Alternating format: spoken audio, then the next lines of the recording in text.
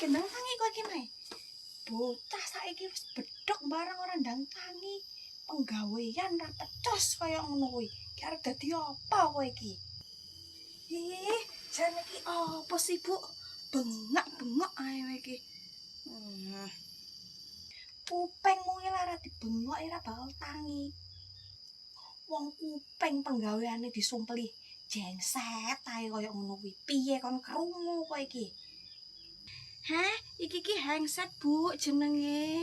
Kudu jengset. Tak jengset apa yo bledos kupingku iki engko. What? Oh, wis ganti to saiki jenenge. Wis bah-bah kono arep jengset, arep handset apa lah kuwi. Ben bledos sisan ngono sak kuping-kupinge, ben cureke metu kabeh ngono. Ben lak diceluki mbokne rambutek iki kupingmu iki. Jane iki ning ngopo sih, Bu? Biyo ngalah jane kowe iki ora ngerti jam to, Mai wis padang jinggrang kae. Molakno matamu iki melek-o. Ben ngerti iki jam pira. Ora gur penggaweane turu ae sing isone.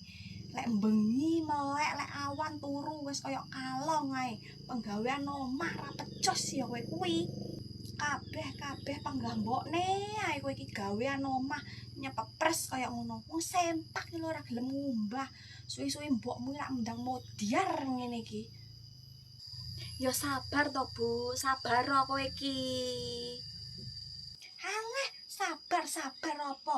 Bocah kowe iki malah marahi wong tuwek. Wis ra kena disabar-sabari lek kaya kowe ngono kuwi. Ya kan lek sabar kan Ibu ora gampang emosi karo nesu-nesu ngono kuwi. Engko ben darahmu ku mau ora penekan, Bu. Engko lek darahmu gek terus munggah-munggah dhuwur ngono kae piye jal? Apa ya malah rugi engko aku karo si Pak lek ngopeni kowe ngono kuwi lek masuk rumah sakit. Engko sing repot ngono kuwi ya panggah aku karo bapak ngene iki lho, Bu.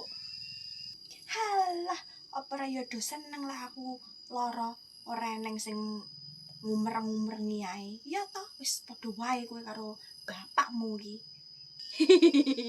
Tapi yo engko aku repot ding Bu karo bapak malah ora enek sing masakne engko aku ning omah. Piye jelek ngono kuwi. Molakno dadi wong wedok iki belajar masak kono lho. Ora gur HP wae sing digedhekne ngono kuwi. Trae duwe anak modelan kaya anak asu ya ngono kuwi.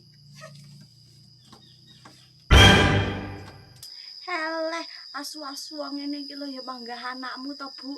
Sapa meneh lak ora siyu Mai ngene iki.